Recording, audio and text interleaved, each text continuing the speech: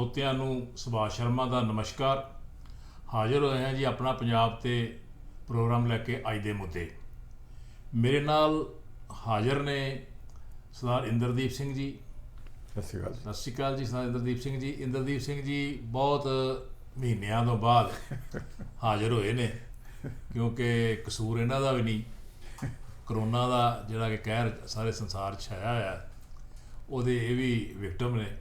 ਇਹ ਇੰਡੀਆ 'ਚ ਫਸ ਗਏ ਸੀ ਅਤੇ ਉੱਥੋਂ ਇਹ ਥੋੜ੍ਹਾ ਚਿਰ ਹੀ ਹੋਇਆ ਆਏ ਨੇ।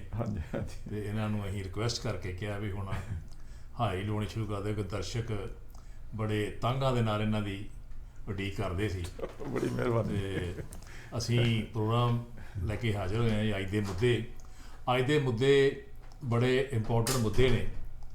ਅਸੀਂ ਜਿਸ ਤਰ੍ਹਾਂ ਆਮ ਮੀਡੀਆ ਜਿਹੜਾ ਆ ਉਹ ਗੱਲ ਕਰ ਰਿਹਾ ਜੋ ਦੇਸ਼ ਦੇ ਵਿੱਚ ਅੱਜ ਕਦੀ ਪੰਜਾਬ ਦੇ ਵਿੱਚ ਕੋਈ ਆਵਾਜ਼ ਉੱਠਦੀ, ਸੈਨੀ ਦੀ ਉੱਠਦੀ ਹੈ, ਜਾਂ ਦੂਸਰੀ ਜਾਂ ਬੰਬੇ ਦੇ ਵਿੱਚ ਹੋ ਰਿਹਾ, ਜਾਂ ਪਿੱਛੇ ਹੁੰਦਾ ਰਿਹਾ, ਅਤੇ ਮੀਡੀਆ ਵੀ ਬੜੀ ਸ਼ੋਰ ਸ਼ਰਾਬਾ ਕਰਦਾ ਅਤੇ ਅਸਲੀ ਕਾਰਨਾਂ ਪਿੱਛੇ ਜਾਣਨ ਦੀ ਕੋਸ਼ਿਸ਼ ਨਹੀਂ ਕਰਦਾ।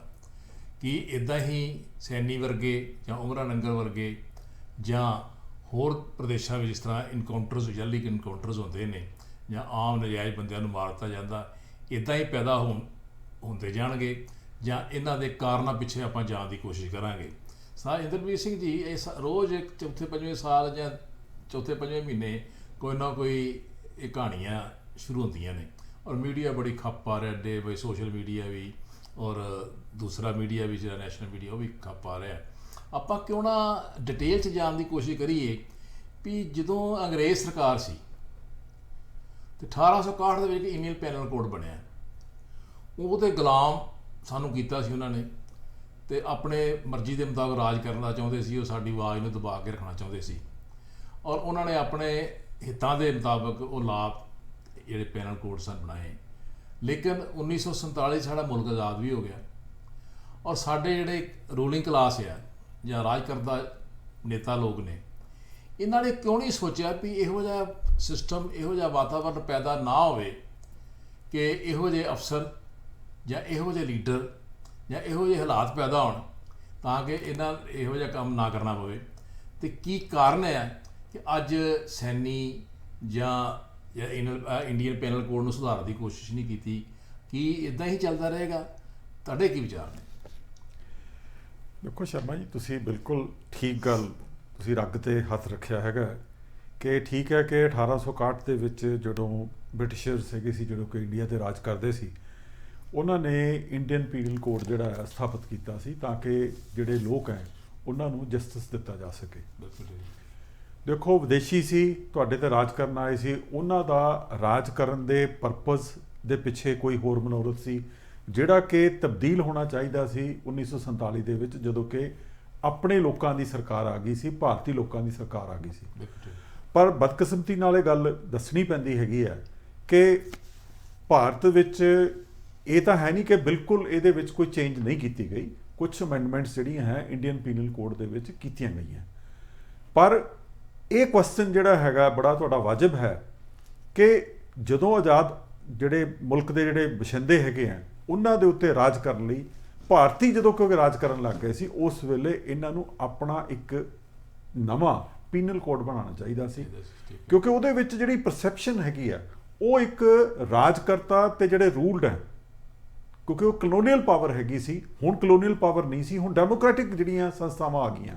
ਜਿਹੜੀਆਂ ਡੈਮੋਕ੍ਰੈਟਿਕ ਸੰਸਥਾਵਾਂ ਹੈਗੀਆਂ ਉਹਨਾਂ ਦੀ ਜਿਹੜੀ ਪਰਸੈਪਸ਼ਨ ਹੈ ਜਾਂ ਜਿਹੜਾ ਉਹਨਾਂ ਦਾ ਵਤੀਰਾ ਹੁੰਦਾ ਲੋਕਾਂ ਦੇ ਲਈ, ਉਹ ਜਿਹੜੀ ਕਲੋਨੀਅਲ ਜਿਹੜੀਆਂ ਪਾਵਰਸ ਹੈ ਉਹਨਾਂ ਨਾਲੋਂ ਅੱਡ ਹੁੰਦਾ।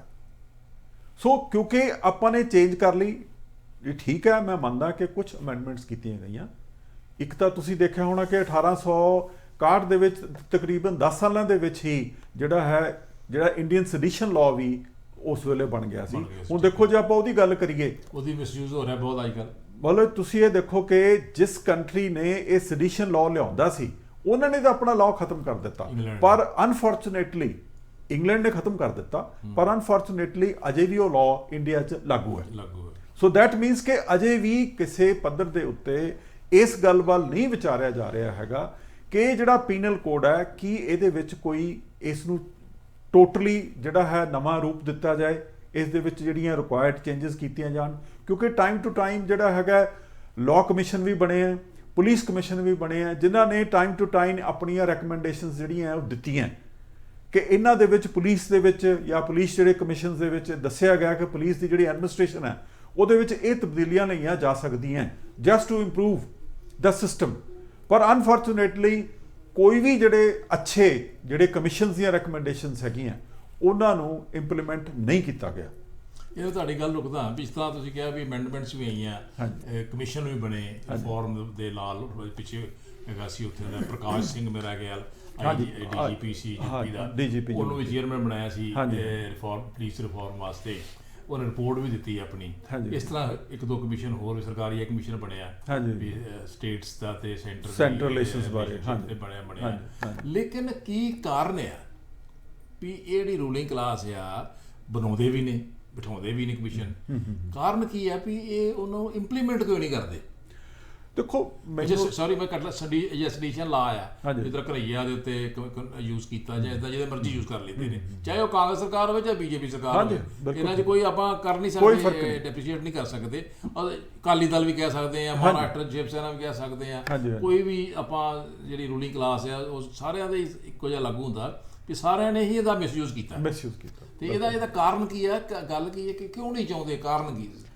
ਦੇਖੋ ਜੋ ਮੈਂ ਫੀਲ ਕਰਦਾ ਹੈਗਾ ਉਹ ਇਹ ਹੈਗਾ ਕਿ ਇਹ ਜਿਹੜੇ ਲਾਜ਼ ਹੈ, ਜਿਹੜੇ ਭਾਵੇਂ ਇੰਡੀਅਨ ਪੀਨਲ ਕੋਡ ਹੈ ਜਾਂ ਕੋਈ ਹੋਰ ਲਾਜ਼ ਹੈਗੇ ਹੈ ਜਿਹਦੇ ਨਾਲ ਕਿ ਜਿਹੜੀਆਂ ਸਰਕਾਰਾਂ ਟਾਈਮ ਟੂ ਟਾਈਮ ਭਾਰਤ ਦੇ ਉੱਤੇ ਰਾਜ ਕਰਦੀਆਂ ਰਹੀਆਂ ਹੈਗੀਆਂ, ਉਹ ਮੈਨੂੰ ਐਂ ਲੱਗਦਾ ਕਿ ਉਹ ਉਹਨਾਂ ਦੇ ਇੰਟਰਸਟ ਨੂੰ ਸੂਟ ਕਰਦਾ।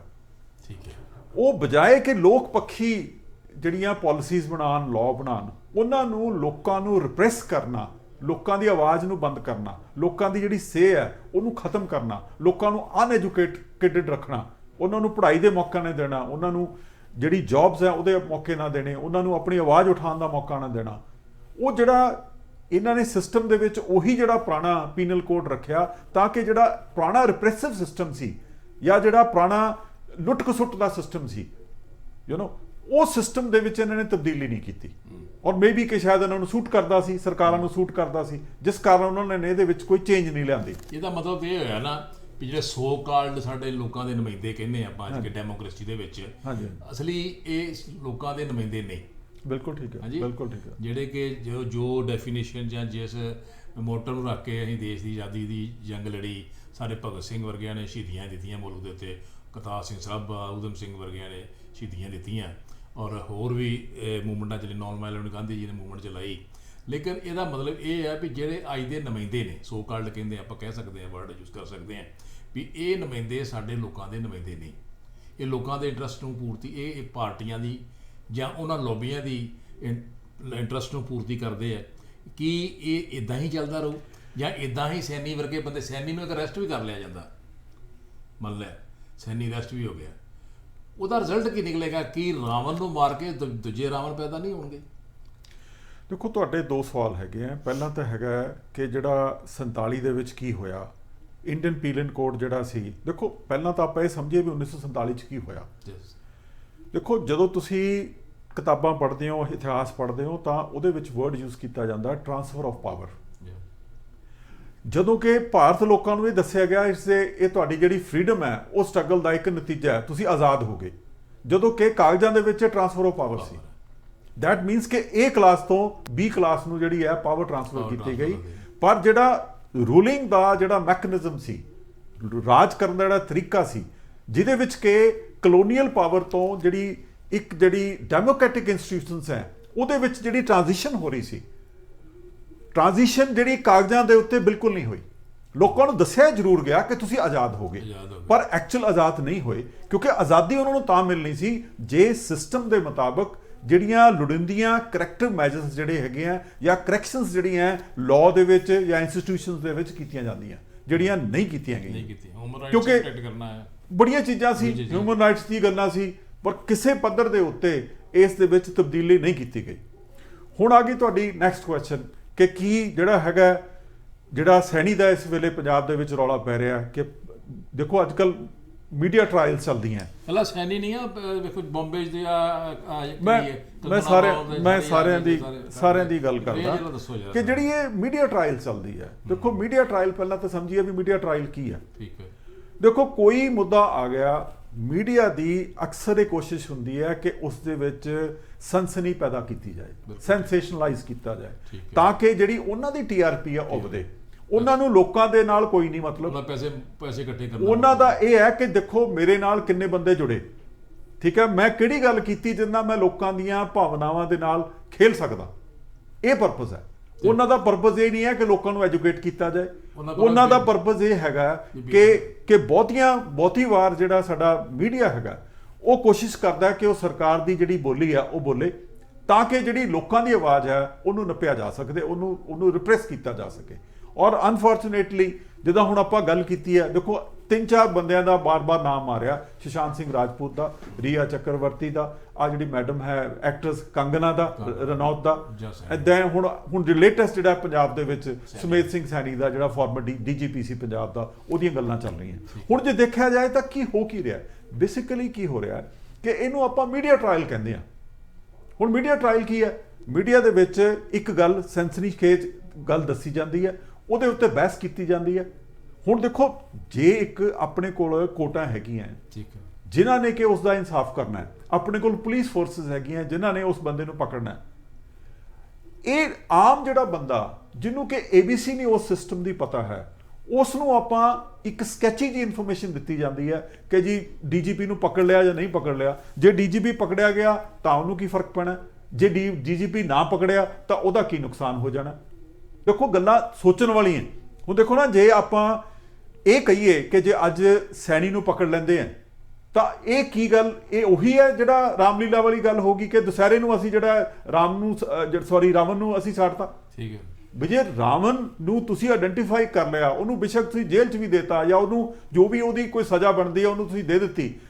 ਇਸ ਵੇਲੇ ਜਿਹੜਾ ਮੇਨ ਮੁੱਦਾ ਹੈਗਾ ਉਹ ਇਹ ਹੈਗਾ ਕਿ ਕੀ ਸਿਸਟਮ ਦੇ ਵਿੱਚ ਕਿਹੜੇ ਨੁਕਸ ਹੈਗੇ ਆ ਜਿਨ੍ਹਾਂ ਨੂੰ ਕਿ ਫੋਕਸ ਕਰਨਾ ਚਾਹੀਦਾ, ਜਿਸ ਤੇ ਚੈੱਕ ਰੱਖਣਾ ਚਾਹੀਦਾ, ਜਿਸ ਨੂੰ ਚੈੱਕ ਕਰਨ ਦੀ ਲੋੜ ਹੈ, ਤਾਂ ਕਿ ਭਵਿੱਖ ਦੇ ਵਿੱਚ ਸੈਣੀ ਵਰਗੇ ਜਿਹੜੇ ਬੰਦੇ ਆ ਦੁਆਰਾ ਪੈਦਾ ਨਾ ਹੋਣ, ਕੋਈ ਰਾਵਣ ਪੈਦਾ ਨਾ ਹੋਵੇ, ਤਾਂ ਕਿ ਦੁਆਰਾ ਰਾਵਣ ਨਾ ਪੈਦਾ ਹੋਵੇ। ਦੇਖੋ ਜੇ ਤਾਂ ਆਪਾਂ ਸਿੰਬੋਲਿਕਲੀ ਜਿੱਦਾਂ ਆਪਾਂ ਹਰ ਸਾਲ ਕਰਦੇ ਆ ਦੁਸਹਿਰੇ ਵਾਲੇ ਦਿਨ ਕਿ ਜਿਹੜਾ ਰਾਵਣ ਨੂੰ ਤੁਸੀਂ ਜਲਾਤਾ, ਅਸੀਂ ਈਵਲ ਦੀ ਖਾਤਮਾ ਕਰਤਾ, ਉਸ ਤੋਂ ਬਾਅਦ ਸਾਲ ਭਰ ਜਿਹੜੀ ਹੈ ਈਵਲ ਫਿਰ ਉੱਠੀ ਫਿਰਦੀ ਹੁੰਦੀ ਹੈ, ਫਿਰ ਉਹ ਕਿਸੇ ਨਾ ਕਿਸੇ ਰੂਪ ਦੇ ਵਿੱਚ ਜਿਹੜੇ ਰਾਵਣ ਹੈ ਉਹਨਾਂ ਨੂੰ ਆਪਾਂ ਇਨਕਾਊਂਟਰ ਕਰਦੇ ਆ।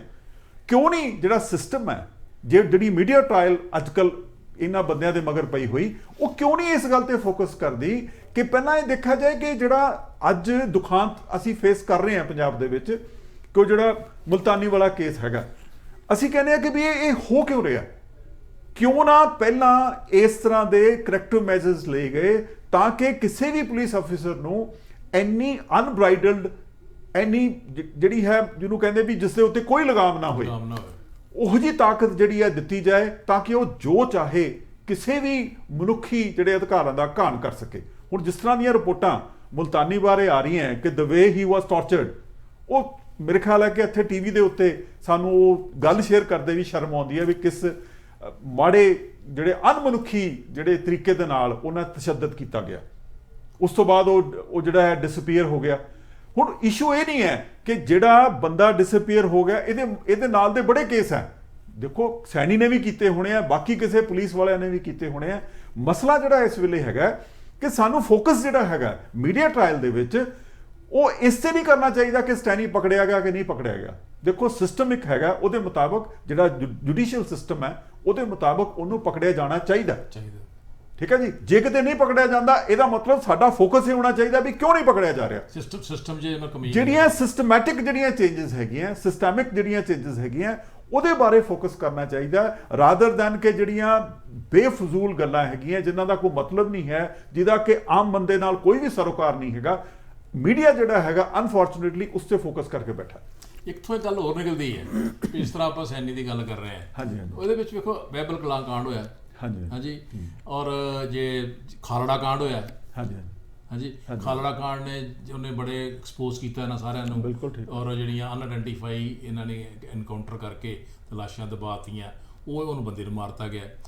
ਉਹ ਤੇ ਇੱਕ ਪਾਸੇ ਤੇ ਆਪਾਂ ਇੱਕ ਸਟੈਰ ਵੀ ਹੈਗਾ ਜਾਂ ਇੱਕ ਸਾਡੇ ਤੇ ਲਾਹਨਤ ਵੀ ਹੈ ਵੀ ਇੱਕ ਉਹਦੀ ਵਾਈਫ ਜਿਹੜੀ ਇਲੈਕਸ਼ਨ ਦੇ ਵੀ ਲੜੀ ਹੈ ਜੀ, ਤੇ ਅਸੀਂ ਇੱਕ ਪਾਸੇ ਬੜੀ ਖੱਪ ਪਾਉਣੇ ਆ ਜੀ ਹਿਊਮਨ ਰਾਈਟਸ ਵਾਸਤੇ ਜਾਂ ਬੜੀਆਂ ਸੰਸਥਾਵਾਂ ਪਾਉਂਦੀਆਂ ਨੇ, ਤੇ ਜਦੋਂ ਵੋਟਾਂ ਦਾ ਕੰਮ ਆਇਆ, ਜਦੋਂ ਇਹੋ ਜਿਹੇ ਨੁਮਾਇੰਦੇ ਜਿਹੜੇ ਸ਼ਹੀਦੀਆਂ ਦਿੰਦੇ ਨੇ ਸਮਾਜ ਵਾਸਤੇ ਜਾਂ ਸਮਾਜ ਦੇ ਲੋਕਾਂ ਵਾਸਤੇ ਜਾਂ ਉਹਨਾਂ ਦੇ ਹੱਕਾਂ ਵਾਸਤੇ, ਉਹਨੂੰ ਤੇ ਹਿਰਾਤਾ ਤੀਜੇ ਨੰਬਰ ਤੇ ਲੈਣ ਤਾਂ ਜਜਮਾਨ ਤੋਂ ਜਮਤ ਹੋ ਗਈ ਸੀ ਮੇਰੇ ਕੋਲ ਉਹਦੀ ਵਾਈਫ ਦੀ, ਉਹ ਬੰਦੇ ਦੀ ਜਦ ਕਿ ਬਹੁਤ ਜ਼ਿਆਦਾ ਕੁਰਬਾਨੀ ਸੀ। ਉਹ ਦੂਜੇ ਪਾਸੇ ਆ ਗਿਆ ਵੈਬਲ ਕਲਾਂ, ਇਹਦੇ ਇਹ ਅਫਸਰ ਜਦ ਕਿ ਪਤਾ ਆ ਰੂਲਿੰਗ ਕਲਾਸ ਨੂੰ, ਚਾਹੇ ਉਹ ਕਾਂਗਰਸ ਦੇ ਹੋਣ, ਚਾਹੇ ਉਹ ਅਕਾਲੀ ਦਲ ਦੇ ਹੋਣ, ਚਾਹੇ ਕਿਸੇ ਵੀ ਕਲਾਸ ਦੇ ਹੋਣ, ਪਾਰਟੀ ਦੇ ਹੋਣ, ਜਦ ਪਤਾ ਵੀ ਇਹ ਅਫਸਰ ਦਾ ਐਟੀਟਿਊਡ ਇੱਦਾਂ ਦਾ, ਇਹ ਅਫਸਰ ਦੀ ਕ੍ਰੈਡੀਬਿਲਿਟੀ ਇੱਦਾਂ ਦੀ ਆ, ਇਹਦੀ ਕੀ ਇਹਦਾ ਇਮੇਜ ਹੈ ਲੋਕਾਂ ਦੇ ਵਿੱਚ, ਫਿਰ ਵੀ ਉਹਨਾਂ ਨੂੰ ਬੜੀਆਂ ਜ਼ਿੰਮੇਦਾਰ ਪੋਜੀਸ਼ਨਾਂ 'ਤੇ ਆਪਾਂ ਲਾਉਂਦੇ ਰਹੇ ਹਾਂ ਹਾਂਜੀ। ਕੀ ਇਹਦੇ ਵਿੱਚ ਸਿਰਫ ਸੈਨੀ ਹੀ ਜ਼ਿੰਮੇਦਾਰ ਆ ਜਾਂ ਉਹ ਲੋਕ ਵੀ ਜ਼ਿੰਮੇਦਾਰ ਨੇ ਜਿਹੜੇ ਸਿਸਟਮ ਨੂੰ ਜਿਹਨਾਂ ਚਲਾਉਂਦੇ ਨੇ? ਦੇਖੋ ਸ਼ਰਮਾ ਜੀ, ਮੇਰੇ ਸਮਝ ਮੁਤਾਬਕ ਇਹ ਸਾਰੀਆਂ ਸਿਸਟਮ ਦੀਆਂ ਪ੍ਰੋਬਲਮਸ ਹੈ, System ਇਹ ਕਿਸੇ ਇੰਡੀਵਿਜੂਅਲ ਦੀ ਪ੍ਰੋਬਲਮ ਨਹੀਂ ਹੈ। ਠੀਕ ਹੈ। ਇੰਡੀਵਿਜੂਅਲ ਜਿਹੜਾ ਹੈਗਾ ਉਹ ਆਪਣੀ ਔਕਾਤ ਤੋਂ ਨਿਕਲ ਕੇ ਥੋੜਾ ਬਹੁਤਾ ਅੱਗੇ ਪਿੱਛੇ ਹੋ ਸਕਦਾ ਹੈ, ਪਰ ਜ਼ਿਆਦਾ ਸਿਸਟਮ ਦੀ ਮਦਦ ਤੋਂ ਬਿਨਾਂ ਨਹੀਂ ਕਰ ਸਕਦਾ। ਹੁਣ ਜੇ ਆਪਾਂ ਕਹੀਏ ਸੈਣੀ ਦੀ ਵੀ ਗੱਲ ਕਰੀਏ, ਮੈਂ ਨਹੀਂ ਸਮਝਦਾ ਕਿ ਸੈਣੀ ਜਿਹੜਾ ਹੈਗਾ ਉਹਨੂੰ ਜੇ ਤੁਸੀਂ ਪਾਵਰ ਨਾ ਦਿੱਤੀ ਹੁੰਦੀ ਤਾਂ ਉਹ ਇਹੋ ਜਿਹੇ ਕੰਮ ਕਰ ਸਕਦਾ ਜਿਹਦੇ ਬਾਰੇ ਉਹਦੇ ਤੇ ਖਿਲਾਫ ਦੋਸ਼ ਲੱਗੇ ਆ ਸੋ ਇਹ ਜਿਹੜਾ ਮੈਂ ਸਮਝਦਾ ਕਿ ਜਿਹੜਾ ਇਹ ਜਿੰਨਾ ਚਿਰ ਸਿਸਟਮ ਦੀ ਸਪੋਰਟ ਨਹੀਂ ਹੁੰਦੀ ਉਹਨਾਂ ਚਿਰ ਉਹ ਬੰਦਾ ਨਹੀਂ ਕਰ ਸਕਦਾ।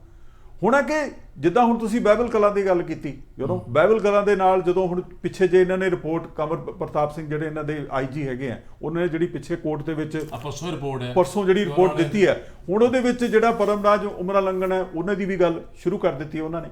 ਸੋ ਲੈ ਦੇ ਕੇ ਜੇ ਆਪਾਂ ਦੇਖੀਏ ਇਹ ਬੇਸਿਕਲੀ ਸਿਸਟਮ ਦੀ ਪ੍ਰੋਬਲਮਸ ਹੈ। ਦੇਖੋ ਬਾਰ-ਬਾਰ ਕੇਸ ਜਿਹੜੇ ਕ੍ਰੌਪ ਅਪ ਹੋ ਰਹੇ ਆ, ਬੜੇ ਕੇਸ ਜਿਹੜੇ ਹਾਈ ਕੋਰਟ 'ਚ ਵੀ ਚੱਲੇ, ਸੁਪਰੀਮ ਕੋਰਟ 'ਚ ਵੀ ਚੱਲੇ, ਪਰ ਕੁਐਸਚਨ ਇਜ਼ ਕਿ ਜਿਹੜੀਆਂ ਗੱਲਾਂ ਜਿਹੜੀਆਂ ਕਿ ਮੁੱਢੋਂ ਸੁੱਢੋਂ ਚੱਲੀਆਂ ਅਸੀਂ ਉਹਨਾਂ ਨੂੰ ਕਿਉਂ ਨਹੀਂ ਕਰੈਕਟ ਕਰਦੇ? ਕਿਉਂ ਜਦੋਂ 78 ਦੇ ਵਿੱਚ ਜਿਹੜਾ ਨਿਰੰਕਾਰੀ ਤੇ ਜਿਹੜਾ ਇਹਨਾਂ ਦਾ ਅਕਾਲੀਆਂ ਦਾ ਜਿਹੜਾ ਕਲੈਸ਼ ਹੋਇਆ ਸੀ, ਕੀ ਉਸ ਤੋਂ ਬਾਅਦ ਜਿਹੜਾ 1984 ਹੋਇਆ, ਬਲੂ ਸਟਾਰ ਹੋਇਆ, ਕਿੰਨੇ ਪੁਲਿਸ ਅਫਸਰ ਮਰ ਗਏ, ਕਿੰਨੇ ਆਰਮੀ ਵਾਲੇ ਮਰ ਗਏ ਹੈ ਜੀ। ਉਸ ਤੋਂ ਬਾਅਦ ਜਿਹੜਾ ਹੈ ਤੁਹਾਡੇ ਦਿੱਲੀ ਦੇ ਵਿੱਚ ਰਾਈਟਸ ਹੋਏ, ਕੀ ਕਿਸੇ ਨੇ ਹੀਆ ਕੀਤਾ, ਹਿੰਮਤ ਕੀਤੀ ਕਿ ਇੱਕ ਟਰੂਥ ਕਮਿਸ਼ਨ ਸਟੈਬਲਿਸ਼ ਕੀਤਾ ਜਾਏ ਜਿਹੜਾ ਕਿ ਇਹਨਾਂ ਗੱਲਾਂ ਦੀ ਇਨਵੈਸਟੀਗੇਸ਼ਨ ਕਰੇ, ਕੋਈ ਪੀਪਲਸ ਕਮਿਸ਼ਨ ਹੋਏ, ਕੋਈ ਟਰੂਥ ਕਮਿਸ਼ਨ ਹੋਏ, ਜਿਹੜਾ ਕਿ ਤਾਂ ਕਿ ਜਿਹੜੀਆਂ ਮਸਲੇ ਜਿਹੜੇ ਅੱਜ ਆਪਾਂ ਡਿਸਕਸ ਕਰ ਰਹੇ ਹਾਂ ਇਹਨਾਂ ਨੂੰ ਡਿਸਕਸ ਕਰਨ ਦੀ ਲੋੜ ਨਾ ਪਏ। ਦੇਖੋ ਇੱਕ ਸਿਸਟਮ ਦਾ ਪਾਰਟ ਹੈਗੀ ਹੈ, ਜੋ ਕੁਝ ਵੀ ਉਸ ਵੇਲੇ ਹੋਇਆ ਉਹ ਇੱਕ ਸਿਸਟਮ ਦਾ ਪਾਰਟ ਸੀ। ਮੇਰਾ ਖਿਆਲ ਹੈ ਕਿ ਆਪਾਂ ਨੂੰ ਸਿਸਟਮ ਤੇ ਫੋਕਸ ਕਰਨਾ ਚਾਹੀਦਾ ਤਾਂ ਕਿ ਜੇ 1978 ਚ ਕਲੈਸ਼ ਹੋਇਆ ਤਾਂ ਉਹ ਮੁੜ ਕੇ ਨਾ ਹੋਏ, 84 ਦੇ ਜੋ ਰਾਈਟਸ ਹੈ ਜਾਂ ਬਲੂ ਸਟਾਰ ਹੋਇਆ ਉਹ ਮੁੜ ਕੇ ਨਾ ਹੋਏ। ਪਰਪਸ ਤਾਂ ਇਹ ਹੈ। ਜੇ ਆਪਾਂ ਦੇਖੋ, ਜੇ ਆਪਾਂ ਇੱਕ ਹਿਸਟਰੀ ਦੇ ਵਿੱਚ ਅਖਾਣ ਆਉਂਦਾ ਹੈ, ਹਿਸਟਰੀ ਰਿਪੀਟਸ ਇਟਸੈਲਫ। ਜੇ ਤੁਸੀਂ ਹਿਸਟਰੀ ਤੋਂ ਨਹੀਂ ਸਿੱਖੋਗੇ ਤਾਂ ਤੁਹਾਨੂੰ ਉਹ ਜਿਹੜੀ ਹਿਸਟਰੀ ਹੈ ਬਾਰ-ਬਾਰ ਦੁਹਰਾਣੀ ਪਏਗੀ। ਸੋ ਉਹੀ ਗੱਲ ਜਿਹੜੀ ਹੈ ਪੰਜਾਬ ਦੇ ਵਿੱਚ ਹੋ ਰਹੀ ਹੈ, ਉਹੀ ਭਾਰਤ ਦੇ ਵਿੱਚ ਹੋ ਰਹੀ ਹੈ। ਬਾਰ-ਬਾਰ ਜਿਹੜਾ ਹੈਗਾ ਆਪਾਂ ਨੂੰ ਜਿਹੜੀ ਇਤਿਹਾਸ ਹੈ ਉਹਨੂੰ ਦੁਹਰਾਉਣਾ ਪੈ ਰਿਹਾ। ਕਾਰਨ ਕੀ ਹੈ ਕਿ ਅਸੀਂ ਇਤਿਹਾਸ ਦੇ ਵਿੱਚ ਜਿਹੜੀਆਂ ਗਲਤੀਆਂ ਕੀਤੀਆਂ ਅਸੀਂ ਉਸ ਦੇ ਉੱਤੇ ਫੋਕਸ ਨਹੀਂ ਕਰਦੇ, ਉਸ ਤੋਂ ਸਿੱਖਣ ਦੀ ਕੋਸ਼ਿਸ਼ ਨਹੀਂ ਕਰਦੇ। ਜੇ ਆਪਾਂ ਸਿਸਟਮ ਨੂੰ ਜਾਂ ਮੀਡੀਆ ਨੂੰ ਉੱਥੇ ਫੋਕਸ ਕਰੀਏ ਤਾਂ ਮੇਰਾ ਖਿਆਲ ਹੈ ਕਿ we can have better knowledge, better understanding, ਔਰ ਉਹਦੇ ਨਾਲ ਲੋਕਾਂ ਦਾ ਵੀ ਭਲਾ ਹੋਏਗਾ ਤੇ ਸਾਰੇ ਦੇਸ਼ ਦਾ ਵੀ ਭਲਾ ਹੋਏਗਾ। ਹੁਣ ਦੇਖੋ ਨਾ, ਜਿੱਦਾਂ ਹੁਣ ਇੰਡੀਆ ਦੇ ਵਿੱਚ ਹੈ ਜਾਂ ਪੰਜਾਬ ਦੇ ਵਿੱਚ ਹੈ, ਇਸ ਪੀਰੀਅਡ ਦੌਰਾਨ ਮੈਨੂੰ ਨਹੀਂ ਲੱਗਦਾ ਕਿਸੇ ਚੈਨਲ ਦੇ ਨੇ ਇਸ ਗੱਲ ਬਾਰੇ ਕੋਈ ਵੀ ਵਰਣਨ ਕੀਤਾ ਹੋਏ, ਕੋਈ ਵੀ ਉਸ ਨੂੰ ਫੋਕਸ ਕੀਤਾ ਹੋਏ ਕਿ ਜਿਹੜੇ ਸੈਣੀ ਵਰਗੇ ਬੰਦੇ ਹੈਗੇ ਆ ਇਹਨਾਂ ਨੂੰ ਕਿਸ ਤਰ੍ਹਾਂ ਰੋਕਿਆ ਜਾ ਸਕਦਾ ਤਾਂ ਕਿ ਸੈਣੀ ਵਰਗੇ, ਦੇਖੋ ਇੱਕ ਜਿਹੜਾ ਸੈਣੀ ਹੈ ਉਹ ਇੰਡੀਵਿਜੂਅਲ ਹੈ ਪਰ ਉਹ ਇੱਕ ਸਿਸਟਮ ਦੀ ਪ੍ਰੋਡਕਟ ਹੈ। ਸਿਸਟਮ ਦੀ ਪ੍ਰੋਡਕਟ ਹੈ, ਠੀਕ ਹੈ। ਕਿ ਕਿਉਂ ਨਹੀਂ ਆਪਾਂ ਇੱਕ ਸਿਸਟਮ ਦੇ ਵਿੱਚ ਸੁਧਾਰ ਲਿਆਂਦੇ? ਜਿੱਦਾਂ ਆਪਣੀ ਗੱਲ ਸ਼ੁਰੂ ਹੋਈ ਸੀ ਵੀ 1861 ਤੋਂ ਬਾਅਦ ਆਪਾਂ ਨੇ ਕਿਉਂ ਨਹੀਂ ਸਿਸਟਮ ਦੇ ਵਿੱਚ ਚੇਂਜਸ ਲਿਆਂਦੀਆਂ? ਮਤਲਬ ਮੀਡੀਆ ਵੀ ਉਦੋਂ ਹੀ ਉੱਠਦਾ ਜਦੋਂ ਕੋਈ ਬਰਨਿੰਗ ਟੌਪਿਕ ਆਉਂਦਾ ਤੇ ਉਦੋਂ 5-7 ਦਿਨ ਟ੍ਰਾਇਲ ਕਰਕੇ ਉਸ ਤੋਂ ਬਾਅਦ ਚੁੱਪ ਕਰ ਜਾਂਦਾ। ਦੇਖੋ ਨਾ ਹੁਣ ਰੀਆ ਚੱਕਰਵਰਤੀ ਹੈ, ਜਿੰਨਾ ਚਿਰ ਉਹ ਕੁੜੀ ਜਿਹੜੀ ਹੈ ਜੇਲ੍ਹ 'ਚ ਨਹੀਂ ਗਈ, ਮੈਨੂੰ ਨਹੀਂ ਪਤਾ ਉਹ ਕਸੂਰਵਾਰ ਹੈ ਕਿ ਨਹੀਂ। ਦੇਖੋ ਮੀਡੀਆ ਦੀ ਗੱਲਾਂ ਦੇ ਉੱਤੇ ਮੈਂ ਨਹੀਂ ਜਾਂਦਾ, ਬਿਲਕੁਲ ਠੀਕ ਹੈ, ਕਿਉਂਕਿ ਮੀਡੀਆ ਕੋਲ ਬੜੀ ਲਿਮਿਟਿਡ ਜਾਣਕਾਰੀ ਹੁੰਦੀ ਹੈ ਔਰ ਪੱਖਪਾਤੀ ਹੁੰਦੀ ਹੈ ਔਰ ਇਹਦੇ ਦਿਸੀ ਰਹੀ ਹੈ ਬਿਲਕੁਲ ਦਿਸ ਰਹੀ ਹੈ। ਤੁਹਾਡੇ 2-3 ਚੈਨਲ ਨੇ, ਸਾਰਾ ਵੇਖੋ ਨਾ, ਮੈਂ ਤਾਂ ਗੱਲ ਕੱਟਣ ਲੱਗਾ ਤੁਹਾਡੀ ਵੀ 2-3 ਚੈਨਲ ਨੇ ਸਿਰਫ, ਸਾਰੇ ਦੇਸ਼ ਜਿੱਥੇ ਦੇਸ਼ ਦੀਆਂ ਕਿੰਨੀਆਂ ਸਮੱਸਿਆਵਾਂ ਨੇ, ਬਿਲਕੁਲ ਠੀਕ ਹੈ, ਕਿੰਨੇ ਇਸ਼ੂਜ਼ ਨੇ, ਬਿਲਕੁਲ ਠੀਕ ਹੈ। ਕੀ ਰੀਆ ਚੱਕਰਵਰਤੀ ਇਸ਼ੂ ਆ? ਕਿ ਸੁਸ਼ਾਂਤ ਰਾਜਪੂਤ ਹੀ ਜਿਹੜਾ ਹੈਗਾ ਉਹ ਇਸ਼ੂ ਆ ਕਿ ਇਹਦਾ ਮਤਲਬ ਇਹ ਹੋਇਆ ਵੀ ਇਹ ਜਿਹੜਾ ਮੀਡੀਆ ਆ ਜਾਂ ਗਵਰਨਮੈਂਟ ਹੈ ਇਹ ਜਾਣ-ਬੁੱਝ ਕੇ ਡਾਈਵਰਟ ਕਰਨ ਦੀ ਕੋਸ਼ਿਸ਼ ਕਰ ਰਹੀ ਆ ਔਰ ਕੋਈ ਇਹਨਾਂ ਦਾ ਲੰਮਾ ਆਬਜੈਕਟ ਹੈ ਜਾਂ ਪੋਲੀਟੀਕਲ ਆਬਜੈਕਟ ਹੈ ਜਿੱਧਰ ਇਹ ਲੈ ਜਾਣ ਦੀ ਕੋਸ਼ਿਸ਼ ਕਰ ਰਹੀ ਹੈ ਲੋਕਾਂ ਦਾ ਜਿਹੜਾ ਧਿਆਨ ਹਟਾਉਣ ਦੀ ਕੋਸ਼ਿਸ਼ ਕਰ ਰਹੀ ਹੈ। ਸ਼ਰਮਾ ਜੀ ਤੁਹਾਡੀ ਗੱਲ ਨਾਲ ਮੈਂ 100% ਸਹਿਮਤ ਹਾਂ।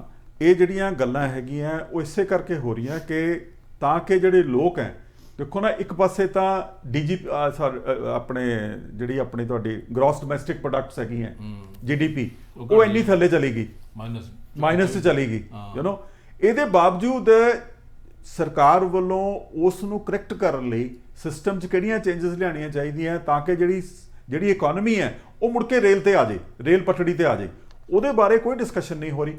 ਹੋ ਕਿਸ ਰਹੀ ਆ ਸੁਸ਼ਾਂਤ ਸਿੰਘ ਰਾਜਪੂਤ ਦੇ ਉੱਤੇ ਸੁਸਾਈਡ ਦੇ ਉੱਤੇ ਗੱਲਾਂ ਹੋ ਰਹੀਆਂ, ਜਿਹੜੀ ਰੀਆ ਚੱਕਰਵਰਤੀ ਆ ਉਹਦੇ ਤੇ ਗੱਲਾਂ ਹੋ ਰਹੀਆਂ, ਉਹ ਜਿਹੜੇ ਇੱਕ ਪਰਸਨਲ ਜਿਹੇ ਇਸ਼ੂਜ਼ ਹੈਗੇ ਆ ਜਿੱਦਾਂ ਹੁਣ ਕੰਗਣਾ ਦਾ ਇਸ਼ੂ ਦੇਖੋ ਇਹਦੇ ਵਿੱਚ ਕੀ ਗੱਲ ਹੈ ਕਿੰਨੀਆਂ ਡੈਮੋਲੀਸ਼ਨਸ ਹੈਗੀਆਂ ਜਿਹੜੀਆਂ ਕਿ ਡਿਊ ਹੈ ਬੰਬੇ ਦੇ ਵਿੱਚ ਜਿਹੜੀਆਂ ਕਿ ਤੁਸੀਂ ਨਹੀਂ ਕੀਤੀਆਂ।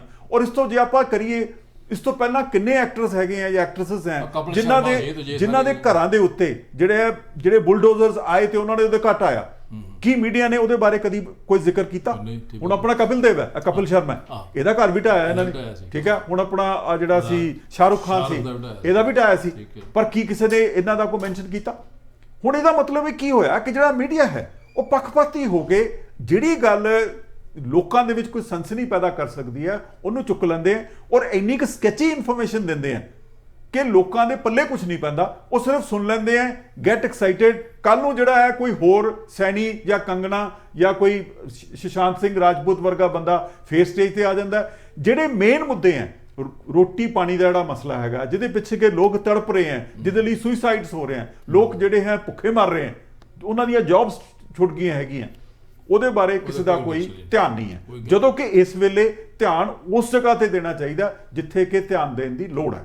ਇਹਦਾ ਮਤਲਬ ਇਹ ਹੋਇਆ ਨਾ ਵੀ ਜਿਹੜੀ ਰੂਲਿੰਗ ਕਲਾਸ ਹੈ ਜਿਸ ਤਰ੍ਹਾਂ ਆਪਾਂ 1947 ਤੋਂ ਪਹਿਲਾਂ ਦੇ ਪੈਨਲ ਕੋਡ ਬਣਿਆ ਇਹ ਜਿਹੜੀ ਰੂਲਿੰਗ ਕਲਾਸ ਹੈ ਪਹਿਲਾਂ ਮੈਂ ਸਵਾਲ ਕੀਤਾ ਤੁਹਾਨੂੰ ਵੀ ਇਹ ਲੋਕਾਂ ਦੇ ਸਹੀ ਨੁਮਾਇੰਦੇ ਨਹੀਂ ਲੱਗਦੇ ਸੋਕਾਰਡ ਨਹੀਂ ਲੱਗਦੇ ਔਰ ਜਿਹੜੇ ਬਣ ਵੀ ਜਾਂਦੇ ਨੇ ਲੋਕਾਂ ਨੂੰ ਬੇਵਕੂਫ ਬਣਾ ਕੇ ਜਾਂ ਪੈਸੇ ਦੀ ਵਰਤੋਂ ਕਰਕੇ ਜਾਂ ਦੁਰਵਰਤੋਂ ਕਰਕੇ ਬਣ ਵੀ ਜਾਂਦੇ ਨੇ ਉਹ ਚਾਹੁੰਦੇ ਨੇ ਵੀ ਇਹ ਇਦਾਂ ਦਾ ਸਿਸਟਮ ਚੱਲੀ ਜਾਵੇ ਔਰ ਇਦਾਂ ਦੇ ਅਫਸਰ ਸੋਨੀ ਵਰਗੇ ਅਫਸਰ ਪੈਦਾ ਹੁੰਦੇ ਰਹਿਣ ਔਰ ਅਸੀਂ ਲੋਕਾਂ ਨੂੰ ਤਸ਼ੱਦਦ ਕਰੀਏ ਲੋਕਾਂ ਦੇ ਰਾਜ ਕਰੀਏ ਲੋਕਾਂ ਨੂੰ ਡਰਾ ਕੇ ਰੱਖੀਏ ਡਰ ਦਾ ਭਾਵ ਪੈਦਾ ਕਰੀਏ ਤੇ ਕੋਈ ਲੋਕ ਲਹਿਰ ਜਿੰਨਾ ਕੋਈ ਬਣ ਸਕੇ ਇਹਦਾ ਜਾਂ ਕਿਸਾਨ ਜਿੱਦਾਂ ਕਿਸਾਨੀ ਪੰਜਾਬ ਦੀ ਰੁੜ ਰਹੀ ਆ ਵੀ ਅਸੀਂ ਸਰਕਾਰ ਡਰਾਉਣਾ ਚਾਹੁੰਦੀ ਆ ਵੀ ਕੋਈ ਫਿਰ ਕਿਸਾਨਾਂ ਦਾ ਇੱਕ ਮੋਰਚਾ ਲੱਗਾ ਪਿੱਛੇ ਖਬਰ ਹੀ ਲੱਗੀ ਨਹੀਂ। ਸ਼ਰਮਾ ਜੀ ਇੱਕ ਤਾਂ ਤੁਸੀਂ ਦੇਖੋ ਨਾ ਕਿ ਜਿਹੜਾ ਕਈ ਦਹਾਕਿਆਂ ਤੋਂ ਜਿਹੜਾ ਪ੍ਰੋਕਿਉਰਮੈਂਟ ਸਿਸਟਮ ਪੰਜਾਬ ਦੇ ਵਿੱਚ ਚੱਲ ਰਿਹਾ ਸੀ ਉਹ ਆਲਮੋਸਟ ਇਹਨਾਂ ਨੇ ਆਰਡੀਨੈਂਸ ਲਿਆ ਕੇ ਉਹ ਖਤਮ ਕਰਤਾ ਠੀਕ ਹੈ ਜੀ।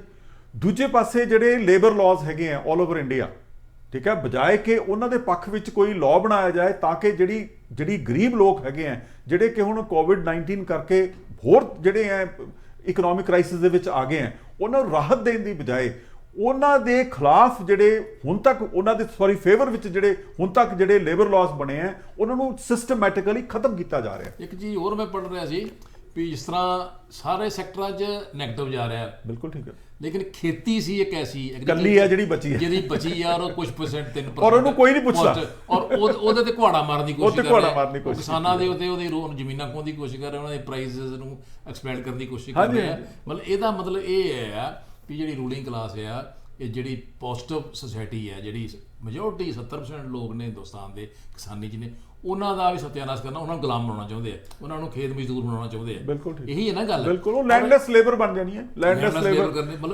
ਉਹਨਾਂ ਕੋਲ ਸ਼ਰਮਾ ਜੀ ਕੋਈ ਆਪਸ਼ਨ ਨਹੀਂ ਹੋਣਾ ਕਿ ਤੁਸੀਂ ਸ਼ਹਿਰਾਂ 'ਚ ਜਾਓ ਠੀਕ ਹੈ ਔਰ ਜਿਹੜੀ ਕੰਸਟਰਕਸ਼ਨ ਦੀ ਜਿਹੜੀ ਐਕਟੀਵਿਟੀ ਹੈ ਉਹਦੇ 'ਚ ਇੰਗੇਜ ਹੋ ਲੇਬਰ ਦਾ ਕੰਮ ਉਹਨਾਂ ਕੋਲ ਜ਼ਮੀਨਾਂ ਸਾਰੀਆਂ ਖੁੱਸ ਜਾਣੀਆਂ ਕਿਉਂਕਿ ਜਿਸ ਤਰ੍ਹਾਂ ਦਾ ਸਿਸਟਮ ਚੱਲ ਰਿਹਾ ਹੈ ਇਸ ਵੇਲੇ ਉਹ ਜਿਹੜੀ ਜਿਹਨੂੰ ਕਹਿੰਦੇ ਹੋ ਕਿ ਦੋ ਕਿਸਮ ਦੀਆਂ ਕਲਾਸਾਂ ਹੁੰਦੀਆਂ ਇੱਕ ਤਾਂ ਰਿਚ ਪੈਜ਼ੈਂਟਸ ਹੋ ਗਏ ਇੱਕ ਹੋ ਗਏ ਮੀਡੀਅਮ ਤੇ ਇੱਕ ਹੋ ਗਏ ਮਾਰਜਨਲਾਈਜ਼ਡ ਜਿਹੜੇ ਫਾਰਮਰਸ ਹੈਗੇ ਆ ਇਹ ਜਿਹੜੇ ਮੀਡੀਅਮ ਔਰ ਮਾਰਜਨਲਾਈਜ਼ਡ ਫਾਰਮਰਸ ਹੈਗੇ ਆ ਆਉਣ ਵਾਲੇ ਸਮੇਂ ਦੇ ਵਿੱਚ ਇਹਨਾਂ ਦੀ ਜਿਹੜੀ ਹੋਂਦ ਹੈ ਉਹ ਖਤਰੇ 'ਚ ਹੈ।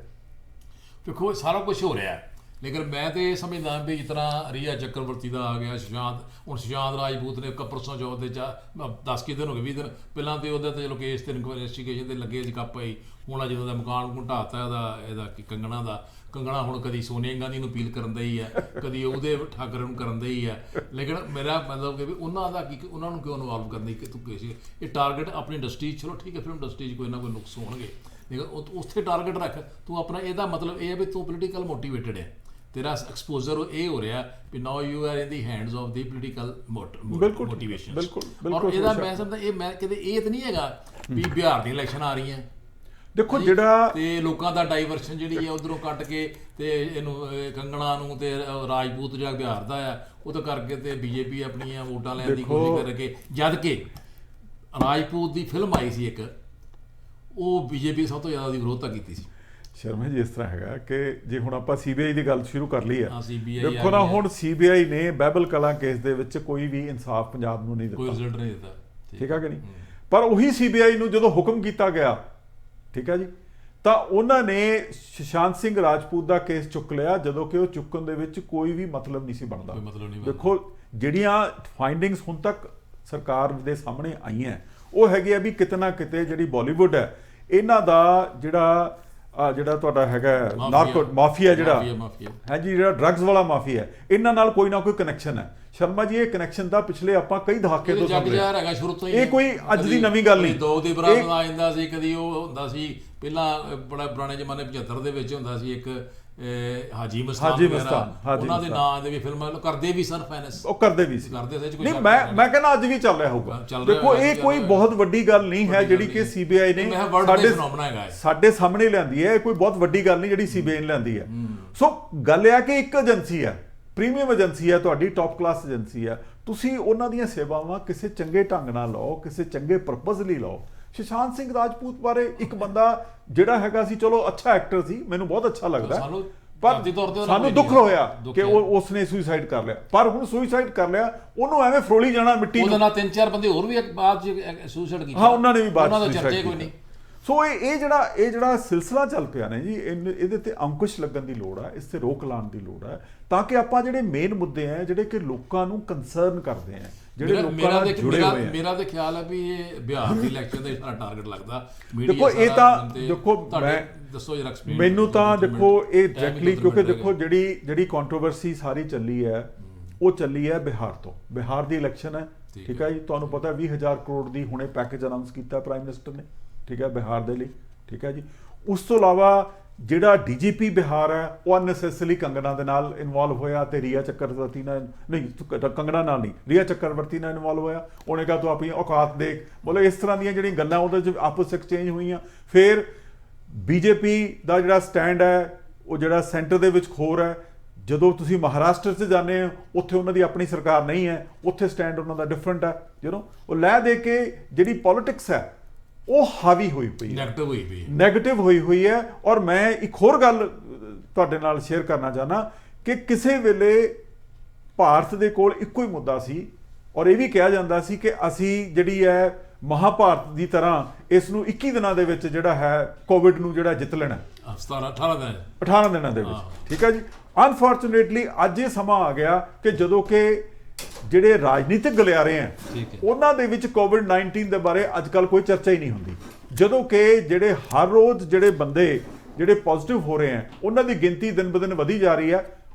ਕਿੱਥੇ ਇੱਕ ਬੰਦਾ ਮਰਦਾ ਸੀ ਇੰਡੀਆ ਦੇ ਵਿੱਚ ਤੇ ਸਾਰੇ ਇੰਡੀਆ ਦੇ ਵਿੱਚ ਰੌਲਾ ਪੈਂਦਾ ਸੀ, ਅੱਜ ਲੱਖ ਦੇ ਕਰੀਬ ਬੰਦੇ ਜਿਹੜੇ ਆ ਪੋਜ਼ਿਟਿਵ ਆ ਰਹੇ ਆ, ਉਹ ਕਿੰਨੀਆਂ ਸੈਂਕੜੇ ਹਜ਼ਾਰਾਂ ਮੌਤਾਂ ਹੋ ਗਈਆਂ। ਟਾਈਮ ਹੋ ਗਿਆ ਲੱਗਦਾ ਤੇ ਆਪਾਂ ਪ੍ਰੋਗਰਾਮ ਆਪਾਂ ਅਗਲੀ ਕਿਸ਼ਤ 'ਚ ਆਪਾਂ ਕਰਾਂਗੇ। ਨੈਕਸਟ ਦੇ ਵਿੱਚ ਨੈਕਸਟ ਇਹੀ ਹੈ ਵੀ ਸਿਸਟਮ ਬਦਲਣ ਦੀ ਲੋੜ ਹੈ, ਸਿਸਟਮ ਤੇ ਫੋਕਸ ਕਰ, ਮੀਡੀਆ ਸਿਸਟਮ ਤੇ ਫੋਕਸ ਕਰੇ, ਇਸ ਨੂੰ ਕਿਸ ਤਰ੍ਹਾਂ ਇੰਪਰੂਵ ਕਰਨਾ ਹੈ ਤਾਂ ਕਿ ਕੱਲ ਨੂੰ ਇਸ ਤਰ੍ਹਾਂ ਦੇ ਜਿਹੜੇ ਬੰਦੇ ਆ ਉਹ ਦੁਬਾਰਾ ਪੈਦਾ ਨਾ ਹੋਣ ਔਰ ਸਿਸਟਮ ਦਾ ਖਿਲਵਾੜ ਕਰਨ। ਇਹਨਾਂ ਸ਼ਬਦਾਂ ਦੇ ਨਾਲ ਅਸੀਂ ਇਜਾਜ਼ਤ ਮੰਗਦੇ ਹਾਂ ਜੀ, ਤੇ ਮੈਂ ਬੇਨਤੀ ਕਰਾਂਗਾ ਸਾਰੇ ਸਰੋਤਿਆਂ ਨੂੰ, ਦਰਸ਼ਕਾਂ ਨੂੰ, ਖਾਸ ਕਰਕੇ ਟੋਰਾਂਟੋ ਦੇ ਰਹਿਣ ਵਾਲੇ ਲੋਕਾਂ ਨੂੰ, ਬਰੈਂਪਟਨ ਦੇ ਵਿੱਚ ਕਿ ਸਰਦਾਰ ਇੰਦਰਦੀਪ ਸਿੰਘ ਜੀ ਰੀਅਲ estate ਦਾ ਕੰਮ ਵੀ ਕਰਦੇ ਨੇ ਔਰ ਥੱਲੇ ਸਕਰੀਨ 'ਚ ਇਹਨਾਂ ਦਾ ਨੰਬਰ ਆ ਰਿਹਾ, ਉੱਥੇ ਅਗਰ ਕੋਈ ਮਕਾਨ ਖਰੀਦਣਾ ਹੋਵੇ ਜਾਂ ਵੇਚਣਾ ਹੋਵੇ ਤਾਂ ਇਹਨਾਂ ਨੂੰ ਕੰਟੈਕਟ ਕਰੋ, ਤੁਹਾਡੀ ਸੇਵਾ ਦੇ 24 ਘੰਟੇ ਹਾਜ਼ਰ ਨੇ। ਔਰ ਬੜੀ ਡੈਡੀਕੇਸ਼ਨ ਨਾਲ ਬੜੀ ਇਮਾਨਦਾਰੀ ਨਾਲ ਕੰਮ ਕਰਦੇ ਨੇ ਔਰ ਤੁਹਾਨੂੰ ਸਹੀ ਰਾਏ ਦੇਣਗੇ। ਔਰ ਅਸੀਂ ਫਿਰ ਬੇਨਤੀ ਕਰਦੇ ਹਾਂ ਕਿ ਇਹਨਾਂ ਨੂੰ ਕੰਟੈਕਟ ਕਰੋ ਤੇ ਤਾਂ ਕਿ ਕਾਰੋਬਾਰ ਵੀ ਵਧੇ ਔਰ ਤੁਹਾਡੇ ਲੋਕਾਂ ਨਾਲ ਕੰਟੈਕਟ ਵੀ ਵਧੇ। ਔਰ ਆਪਣੀ ਸਿਹਤ ਦਾ ਧਿਆਨ ਰੱਖੋ ਔਰ ਇਜਾਜ਼ਤ ਦਿਓ। Thank you. ਨਮਸਕਾਰ, ਸਤਿ ਸ਼੍ਰੀ ਅਕਾਲ। ਸਤਿ ਸ਼੍ਰੀ ਅਕਾਲ।